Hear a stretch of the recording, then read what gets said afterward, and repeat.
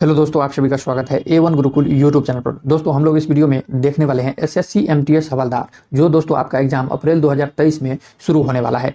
उसके लिए दोस्तों टॉप मोस्ट इंपॉर्टेंट क्वेश्चंस को जो है हम लोग इस वीडियो में डिस्कस करने वाले हैं। दोस्तों मैं आपको 100% गारंटी देता हूं आपके एग्जाम में यहां से प्रश्न पूछे जाएंगे। दोस्तों वीडियो स्टार्ट करने से पहले जो लोग हमारे चैनल पर अगर नए आए हैं और अभी तक हमारे चैनल को सब्सक्राइब नहीं किया है तो दोस्तों एसएससी एमटीएस हवलदार के लिए डेली प्रायोरिटी सेट वीडियो पाने के लिए चैनल को सब्सक्राइब कर लीजिए। साथ में बेल आइकन यानी घंटे का निशान दिख रहा होगा, उस पर दबाकर ऑल पर क्लिक कर लीजिए ताकि डेली आपको वीडियो प्राप्त होते रहे। तो चलिए दोस्तों वीडियो स्टार्ट करते हैं। दोस्तों आज का क्लास बहुत ही महत्वपूर्ण होने वाला है, क्योंकि दोस्तों आज के क्लास में सारे के सारे प्रश्न महत्वपूर्ण है, इंपॉर्टेंट है, बीबी है। पहला प्रश्न है, भारत रत्न पुरस्कार प्राप्त करने वाले पहले खिलाड़ी कौन है? भारत रत्न पुरस्कार प्राप्त करने वाले पहले खिलाड़ी कौन है? तो यह दोस्तों सचिन तेंदुलकर है। सचिन तेंदुलकर को जो है भारत रत्न पुरस्कार प्राप्त करने वाले पहले खिलाड़ी हैं। तो ऑप्शन ए जो है यह सभी का करेक्ट आंसर हो जाएगा। दोस्तों आप लोग भी जो है सभी प्रश्न का उत्तर कमेंट में जरूर लिखिएगा। इससे दोस्तों आपको प्रश्न लंबे समय तक याद रहता है। और दोस्तों अगर लंबे समय तक कोई भी प्रश्न याद रहे, अगर एग्जाम में पूछते तो आप 100% उसे सही करके आएंगे। चलिए नेक्स्ट प्रश्न है, धान की खेती के लिए ठीक जलवायु है। चावल की खेती के लिए इनमें से कौन सा राज्य का ठीक जलवायु है? तो यह दोस्तों इनमें से जो है यह बिहार का जो है इनमें से चावल की खेती के लिए ठीक जलवायु है। तो ऑप्शन डी इस क्वेश्चन का राइट आंसर हो जाएगा। अगर दोस्तों आपसे एग्जाम में पूछते चावल की खेती भारत में किस राज्य में सबसे ज्यादा किया जाता है, तो यह दोस्तों चावल उत्पादन में जो है प्रथम स्थान कौन रखता है? तो यह पश्चिम बंगाल रखता है। कौन रखता है? तो यह पश्चिम बंगाल रखता है, वेस्ट बंगाल रखता है। तो दोस्तों ऑप्शन जो है इस क्वेश्चन का डी करेक्ट आंसर हो जाएगा। नेक्स्ट प्रश्न दोस्तों, हरिप्रसाद चौरसिया कौन से वाद्य यंत्र बजाने के लिए जाने जाते हैं? हरिप्रसाद चौरसिया जो है दोस्तों यह कौन से वाद्य यंत्र बजाने के लिए जाने जाते हैं? दोस्तों ये प्रश्न जो है 3 नंबर प्रश्न बहुत ही महत्वपूर्ण है, बीबीआई प्रश्न है। दोस्तों पिछले वाला एसएससी एमटीएस और सीएचएसएल एग्जाम जो हुआ था उसमें दोस्तों कई बार कई शिफ्टों में ये प्रश्न घुमा कर पूछे गए थे। तो इसलिए दोस्तों आप लोग ध्यान रखेंगे, बहुत महत्वपूर्ण है, इस बार भी पूछा ही जाएगा।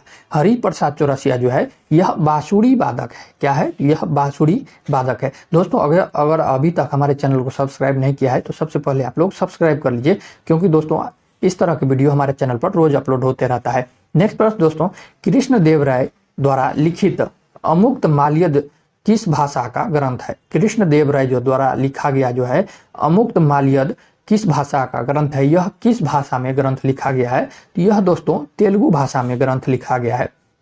यह तेलुगु भाषा में ग्रंथ लिखा गया है। तो ऑप्शन सी जो है यह सभी का करेक्ट आंसर हो जाएगा। नेक्स्ट प्रश्न है, 5वां नंबर प्रश्न है, निम्नलिखित में से कौन भारत की जीडीपी की गणना के लिए उत्तरदायी है? इनमें से कौन जो है भारत की जीडीपी गणना के लिए उत्तरदायी है? तो यह दोस्तों केंद्र और राज्य सरकार, केंद्र सरकार के मंत्रालय और राज्यों और केंद्र शासित प्रदेशों के विभिन्न सरकारी विभाग ये क्या करते हैं? तो यह जनगणना के गणना के लिए, जीडीपी की गणना के लिए जो है यह उत्तरदायी होता है। निम्नलिखित में से भारत की जीडीपी गणना के लिए केंद्र सरकार के मंत्रालय और राज्यों के केंद्र शासित प्रदेशों में विभिन्न सरकारी विभाग जीडीपी गणना के लिए उत्तरदायी होते हैं। तो दोस्तों ऑप्शन ए जो है यह करेक्ट आंसर हो जाएंगे। नेक्स्ट प्रश्न दोस्तों 6वां नंबर प्रश्न है, लोकसभा का सदस्य बनने के लिए कम से कम उम्र होना चाहिए। दोस्तों आप में से कोई भी लोकसभा का सदस्य अगर बनना चाहते हैं तो वह न्यूनतम उम्र कितना होना चाहिए? तो यह दोस्तों 25 वर्ष होना चाहिए। अगर पूछ दे लोकसभा का सदस्य बनने के लिए 25 वर्ष कम से कम उम्र होना चाहिए, वह भारतीय संविधान के अनुच्छेद किस से संबंधित है? तो यह दोस्तों भारतीय संविधान के अनुच्छेद 84B में इसका वर्णन किया गया है। भारतीय संविधान के अनुच्छेद 84B से यह संबंधित है। तो दोस्तों आप लोग में से कोई भी अगर लोकसभा का सदस्य बनना चाहते हैं तो आपको 25 वर्ष कम से कम होना चाहिए। तो ऑप्शन बी जो है यह सभी का करेक्ट आंसर हो जाएगा। नेक्स्ट प्रश्न है, लवलोंग वर्ल्ड लाइफ सेंचुरी कहाँ स्थित है? लवलोंग वर्ल्ड लाइफ सेंचुरी जो है यह किस राज्य में स्थित है? तो यह दोस्तों झारखंड राज्य में है। झारखंड राज्य में चतरा जिला जो है वहां पर यह जो है लवलोंग वर्ल्ड लाइफ सेंचुरी स्थित है। तो ऑप्शन डी जो है यह करेक्ट आंसर हो जाएगा।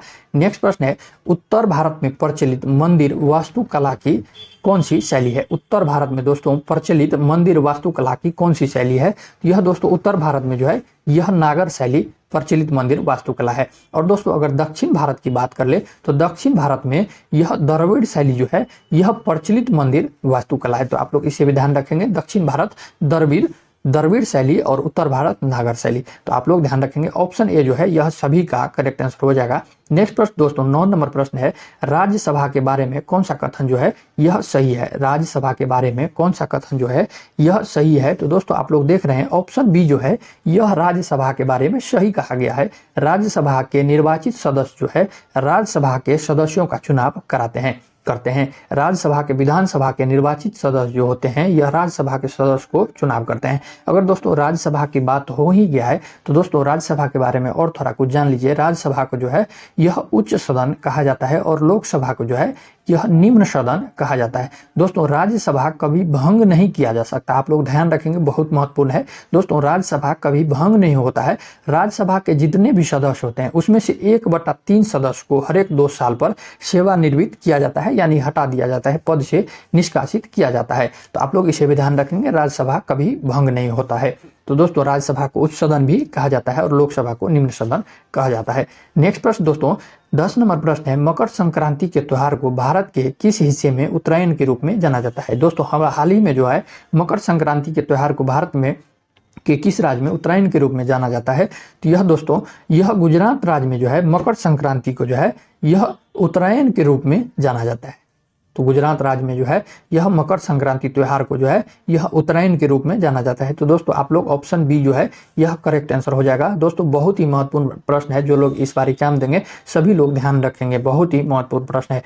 नेक्स्ट प्रश्न है, रेगुर मिट्टी को किस नाम से जाना जाता है। रेगुर मिट्टी को और किस नाम से जाना जाता है। तो यह दोस्तों काली मिट्टी जो होता है इसको रेगुर मिट्टी भी कहा जाता है। तो आप लोग ध्यान रखेंगे, काली मिट्टी को रेगुर मिट्टी कहा जाता है। नेक्स्ट प्रश्न है, बलवन जो है उसका मूल नाम, वास्तविक नाम क्या था। बलवन का ओरिजिनल नाम क्या था। तो यह दोस्तों बहाउद्दीन था। बलवन का ओरिजिनल नाम जो है यह बहाउद्दीन था। और दोस्तों बलवन जो है यह इल्तुतमिश का जो है इल्तुतमिश का गुलाम था। किसका गुलाम था। तो यह इल्तुतमिश का गुलाम था। तो आप लोग इसे भी ध्यान रखेंगे, बलवन का जो है मूल नाम बहाउद्दीन था। तो ऑप्शन सी जो है यह सभी का क्या हो जाएगा, करेक्ट आंसर हो जाएगा। नेक्स्ट प्रश्न है, किस ब्रिटिश गवर्नर जनरल ने अवध के बारे में कहा था कि यह चेरी फल एक दिन हमारे मुंह में आकर गिरेगा। वह कौन सा ब्रिटिश गवर्नर जनरल था जिसने कहा था अवध के बारे में कि यह चेरी फल एक दिन हमारे मुंह में आकर गिरेगा। तो यह दोस्तों ब्रिटिश गवर्नर जनरल डलहौजी ने कहा था कि अवध के बारे में यह चेरी फल जो है एक दिन हमारे मुंह में आकर गिरेगा। तो यह ऑप्शन डी जो है यह डलहौजी क्या हो जाएगा, तो करेक्ट आंसर हो जाएगा। नेक्स्ट प्रश्न है 14 नंबर प्रश्न है दोस्तों, निम्नलिखित में से किस नदी में भारत की प्रायद्वीपीय नदी प्रणाली में सबसे बड़ा जल संभर है। प्रायद्वीपीय भारत की सबसे बड़ा जो है यह जल संभर कौन सा नदी है। यह दोस्तों गोदावरी नदी है। कौन है, तो यह गोदावरी नदी है। तो ऑप्शन बी जो है यह करेक्ट आंसर हो जाएगा। दोस्तों नेक्स्ट प्रश्न है दोस्तों, भारत के राष्ट्रपति का नाम बताइए जो बिहार में पैदा हुए थे। भारत का वैसे कौन सा राष्ट्रपति है जो बिहार में उनका जन्म हुआ था। तो यह दोस्तों भारत के प्रथम राष्ट्रपति कौन थे। तो यह डॉक्टर राजेंद्र प्रसाद थे, जिनका जन्म दोस्तों यह बिहार में हुआ था। बिहार में जन्म हुआ था। अगर दोस्तों डॉक्टर राजेंद्र प्रसाद की जन्म जो है यह कब हुआ था। तो यह दोस्तों डॉक्टर राजेंद्र प्रसाद की जो जन्म है यह 3 दिसंबर 1884 ईस्वी में जीरादेई यानी सिवान जिला में हुआ था। जीरादेई सिवान जिला में हुआ था। तो आप लोग ध्यान रखेंगे, डॉक्टर राजेंद्र प्रसाद जो है यह भारत के प्रथम राष्ट्रपति थे। इनका जन्म 3 दिसंबर 1884 में हुआ था और यह सिवान में इनका जन्म हुआ था। तो ऑप्शन ए जो है यह करेक्ट आंसर हो जाएंगे। 16 नंबर प्रश्न है, लखनऊ के ऐतिहासिक मकबरा इमामबाड़ा को किसने बनवाया था। लखनऊ के ऐतिहासिक मकबरा इमामबाड़ा जो है दोस्तों वह किसने बनवाया था। तो यह दोस्तों आसफ-उद-दौला ने बनवाया था। लखनऊ के ऐतिहासिक मकबरा इमामबाड़ा जो है यह आसफ-उद-दौला ने बनवाया था। ऑप्शन बी जो है यह करेक्ट आंसर हो जाएंगे। नेक्स्ट प्रश्न है, वर्नाकुलर प्रेस एक्ट मार्च 1878 किसने पारित किया था। वर्नाकुलर प्रेस एक्ट जो आया था दोस्तों उसे किसने पारित किया था। तो यह दोस्तों लॉर्ड लिटन के द्वारा इसे पारित किया गया था। लॉर्ड लिटन के द्वारा पारित किया गया था। दोस्तों ऑप्शन बी जो है यह करेक्ट आंसर लॉर्ड लिटन हो जाएगा। नेक्स्ट प्रश्न दोस्तों 18 नंबर प्रश्न है, बहुत ही महत्वपूर्ण प्रश्न है। कॉफी की अरेबिका किस्म जो है, कॉफी की अरेबिका किस्म निम्न में से किस राज्य में नहीं उगाई जाती है? तो ध्यान रखना है आपको दोस्तों, अरेबिका किस्म जो है यह कॉफी का एक किस्म होता है, वह किस राज्य में नहीं उगाया जाता है? तो यह दोस्तों तमिलनाडु, केरल, कर्नाटक में उगाया जाता है, लेकिन दोस्तों यह उड़ीसा राज्य में नहीं उगाया जाता है। तो आपको ध्यान रखना है, कॉफी की जो है एक किस्म अरेबिका जो है यह उड़ीसा राज्य में नहीं उगाया जाता है। और दोस्तों अगर पूछते हैं आपसे एग्जाम में कॉफी उत्पादन सबसे ज्यादा कौन सा राज्य करता है, तो यह दोस्तों आपको ध्यान रखना है, कॉफी के उत्पादन जो है यह कर्नाटक राज्य जो है यह सबसे ज्यादा उत्पादन करता है। दोस्तों आप लोग कमेंट में लिखना है कि चाय का जो है उत्पादन कौन सा राज्य सबसे ज्यादा करता है, चाय का उत्पादन कौन सा राज्य सबसे ज्यादा उत्पादन करता है। और दोस्तों कॉफी में जो है यह कैफीन पाया जाता है, जो कॉफी में जो है यह कैफीन पाया जाता है। और दोस्तों चाय में जो है यह थीन पाया जाता है, आप लोग इसे भी ध्यान रखेंगे, चाय में थीन पाया जाता है और कॉफी में कैफीन पाया जाता है। नेक्स्ट प्रश्न है, बिहार में चंपारण सत्याग्रह के लिए महात्मा गांधी को किसने आमंत्रित किया था? बिहार में चंपारण सत्याग्रह के लिए महात्मा गांधी जी को किसने आमंत्रण भेजा था? यह दोस्तों यह किसने भेजा था? तो यह 1916 में राजकुमार शुक्ल ने बिहार में सत्याग्रह के लिए महात्मा गांधी जी को आमंत्रण किया था। तो दोस्तों ऑप्शन बी जो है यह करेक्ट आंसर हो जाएगा। दोस्तों आप लोग को कमेंट में जरूर लिखना है, आप सभी के लिए होमवर्क है कि चंपारण सत्याग्रह जो है यह कब शुरू हुआ था, कब शुरू किया गया था। नेक्स्ट प्रश्न दोस्तों, निम्नलिखित में से कौन दुनिया का सबसे छोटी पर्वत श्रृंखला है? निम्नलिखित में से इनमें से कौन सा जो है यह दुनिया का जो है सबसे छोटी पर्वत श्रृंखला है? तो दोस्तों ये जो ऑप्शन सी जो है सटरबट्स जो है पर्वत जो है यह दुनिया का सबसे छोटा पर्वत श्रृंखला है। सबसे छोटा पर्वत श्रृंखला कौन सा है? तो यह सटरबट्स है। यह दोस्तों कहाँ पर है? यह अमेरिका में है, अमेरिका के कैलिफोर्निया में यह सटरबट्स पर्वत जो है स्थित है, जो दुनिया का सबसे छोटी पर्वत है। तो आप लोग ध्यान रखेंगे। नेक्स्ट प्रश्न है 21 नंबर प्रश्न है, भारत में प्रथम उर्वरक कारखाना स्थापित हुआ था। भारत में प्रथम उर्वरक कारखाना जो है यह स्थापित कब हुआ था और कहां पर हुआ था? तो यह दोस्तों भारत में प्रथम उर्वरक कारखाना जो है यह 1906 में तमिलनाडु में स्थापित किया गया था। कहां पर? तो यह तमिलनाडु में 1906 में भारत का प्रथम उर्वरक कारखाना जो है स्थापित किया गया था। तो ऑप्शन ए जो है यह सभी का क्या हो जाएगा? करेक्ट आंसर हो जाएगा। नेक्स्ट प्रश्न दोस्तों, रावत भाटा ऊर्जा प्लांट संबंधित है। बहुत ही महत्वपूर्ण प्रश्न है दोस्तों, सारे प्रश्न महत्वपूर्ण है। अगर दोस्तों आपको एक बार में प्रश्न याद नहीं होता है तो आप लोग दोबारा से वीडियो जरूर देखेंगे।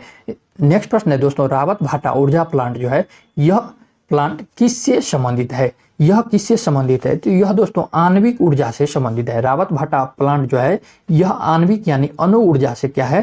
तो यह संबंधित है। और दोस्तों रावत भाटा ऊर्जा प्लांट कहां पर है? तो यह दोस्तों राजस्थान में है। कहां पर है? तो यह राजस्थान में है। रावत भाटा प्लांट ऊर्जा आणविक ऊर्जा जो है आणविक ऊर्जा से संबंधित है और यह राजस्थान में स्थित है। तो आप लोग इसे भी ध्यान रखेंगे, महत्वपूर्ण है। नेक्स्ट प्रश्न दोस्तों, वर्ल्ड इन्वेस्टमेंट रिपोर्ट निम्नलिखित में से किस संस्था का वार्षिक प्रकाशन है? किस संस्था का वार्षिक जो है प्रकाशन है? तो यह दोस्तों अंकटाड का है। किसका है? तो यह अंकटाड का है, UNCAD।